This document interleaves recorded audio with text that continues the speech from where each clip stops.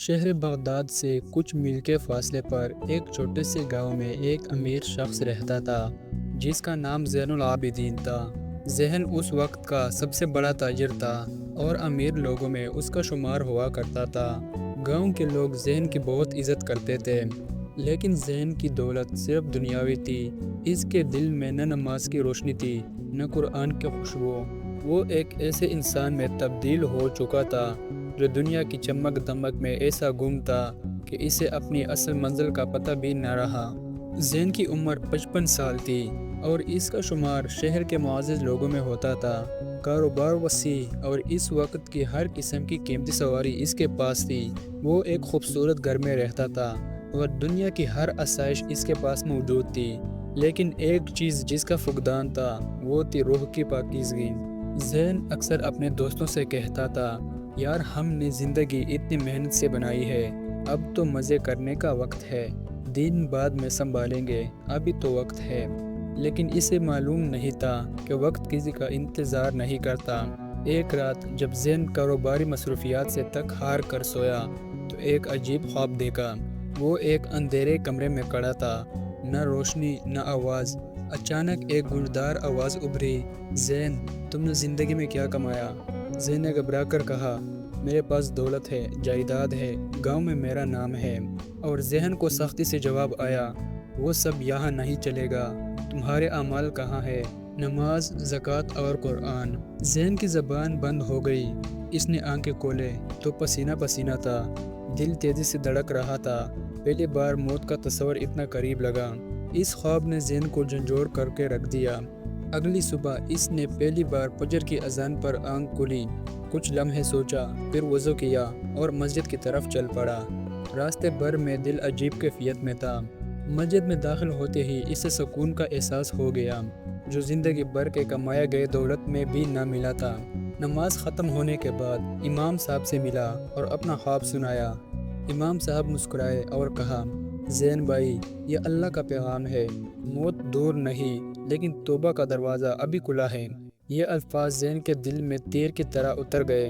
اب زین کا معمول بدلنے لگا۔ صبح فجر میں حاضر، دفتر میں بھی مختصر وقت، اور رات کو توبہ کے آنسو۔ اس کے دوست اس کا مذاق اڑانے لگے، بیوی اور بچے حیران تھے، لیکن زین پر ایک روحانی انقلاب آ چکا تھا۔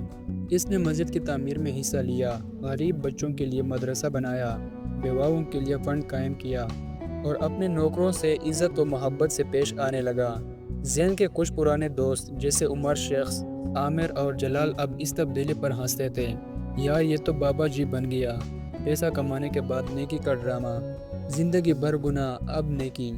ذہن نے بہت کوشش کی کہ اپنے دوستوں کو بھی رائے حق پر لائے۔ وہ انہیں مسجد بلاتا، احادیث سناتا، لیکن وہ طنز کرتے، ابھی تو وقت ہے، بھائی مر توڑی رہے۔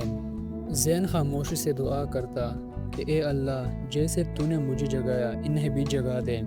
ایک دن زین کے گھر ایک اجنبی آیا، سفید لباس، چمکتا ہوا چہرہ، نرم آواز، السلام علیکم، میں ایک مسافر ہوں، کیا ایک رات گزارنے کی اجازت ملے گی؟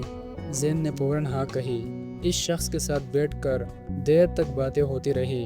وہ شخص علم و حکمت سے بھرپور باتیں کرتا رہا۔ آخر میں اس نے کہا، زین بھائی، وقت قریب ہے، اب آپ کی محنت قبول ہو چکی ہے، لیکن آپ کا ایک پیغام باقی ہے۔ زین حیران ہوا، کیسا پیغام؟ اجنبی نے کہا، وہ پیغام جو آپ کے ذریعے آپ کے دوستوں اور اس قوم کو ملنا چاہیے جو ابھی غفلت میں ہے۔ زین کچھ کہنے ہی والا تھا کہ وہ شخص غائب ہو گیا جیسے وہ کوئی فرشتہ ہو۔ اس رات زین بہت دیر تک جاگتا رہا، آنکھوں سے آنسو رواتے، دل میں سکون لیکن ایک بوجھ بھی۔ میرا آخری پیغام کیا ہے اور میں کس کو دوں؟ یہ سوال اس کے دل و دماغ پر چھا گیا۔ زین کی زندگی اب مکمل طور پر بدل چکی تھی۔ وہ ایک داعی بن چکا تھا جو پہلے دنیا کی طرف بلاتا تھا، اب آخرت کی طرف بلاتا تھا۔ اس کی باتوں میں اثر تھا، دل میں درد۔ اس کے چہرے پر ایسی نورانیت آ چکی تھی کہ لوگ دور سے پہچان لیتے۔ مسجد میں نوجوان اسے بابا زین کہا کرتے۔ وہ خود کو ایک اللہ کا بندہ سمجھنے لگا تھا، مگر وہ جانتا تھا کہ کوئی بات ہے جو اب بھی باقی ہے۔ زین نے اپنے بیٹے سعد کو بلایا۔ سعد ایک نیک نوجوان تھا جو باپ کے ساتھ دین کی خدمت میں مصروف رہتا۔ بیٹا، مجھے لگتا ہے وقت قریب آ گیا ہے، میں ایک وصیت لکھنا چاہتا ہوں۔ سعد نے کہا، ابا جی، اللہ آپ کو صحت دے، ابھی تو آپ مکمل تندرست ہیں۔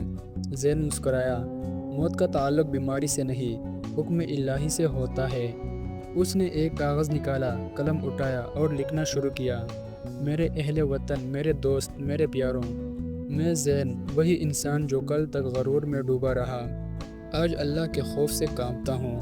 میں نے دنیا کمائی، لیکن جب آخرت کا سوال آیا، میرے پاس کچھ نہ تھا۔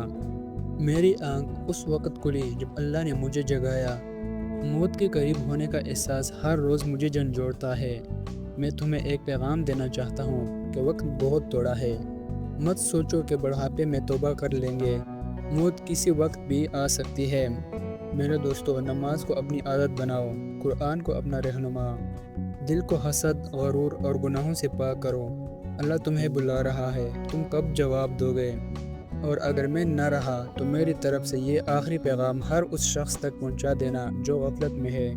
زین نے یہ پیغام لکھ کر سعد کو دیا۔ بیٹا، جب میں نہ رہوں اسے ہر جگہ پہنچا دینا۔ سعد نے وعدہ کیا، ابا یہ پیغام ہر گلی، ہر مسجد میں گونجے گا۔ زین نے اپنے پرانے دوست عمر شیخ، جلال اور عامر کو ایک بار پھر بلایا۔ اس بار وہ زین کو سنجیدگی سے دیکھنے لگے۔ زین نے ان سے آہستہ لہجے میں بات کی، بھائیو، میں نے تمہیں بار بار بلایا، یہ زندگی چند دن کی ہے، اللہ کو منانے کا وقت ہے۔ میں تم سے وعدہ چاہتا ہوں کہ تم ایک بار اللہ کے در پر جا کر سچے دل سے توبہ کرو گے۔ عامر کی آنکھیں نم ہو گئی، جلال نے نظریں جھکا لیے اور عمر شیخ، جو سخت دل کا مانا جاتا تھا، اٹھ کر زین کے گلے لگ گیا۔ بھائی، اب ہم بھی اللہ کے بندے بنیں گے۔ اسی رات زین نے تہجد میں قیام کیا، بہت دیر تک سجدے میں رہا۔ اس کی زبان پر صرف ایک دعا تھی، اے اللہ، میں تیرا بندہ ہوں، تیرے در پر آیا ہوں، مجھے قبول کر لے۔ سجدے میں ہی اس کی روح پرواز کر گئی۔ فجر کی اذان ہوئی، مگر زین دنیا سے رخصت ہو چکا تھا۔ زین کے جنازے میں ہزاروں لوگ شریک ہوئے۔ وہ شخص جو کبھی صرف دنیا دار سمجھا جاتا تھا، آج ولیوں کی صف میں دفن ہوا۔